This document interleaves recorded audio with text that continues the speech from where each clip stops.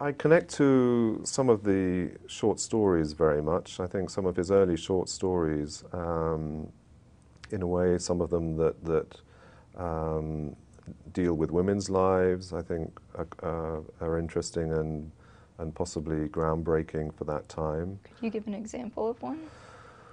Oh, there's a wonderful story about the torment that a girl goes through when she has to have her hair cut off on getting married. That's so sympathetically written from her perspective, and you can see why Asch had a reputation for empathizing with women's lives and understanding, the difficulties that women had moving from a very traditional world and trying to get an education, and often losing out to the boys in the family who were privileged in terms of education and so on. And I think he definitely saw himself as somebody who wanted to write about those sorts of issues.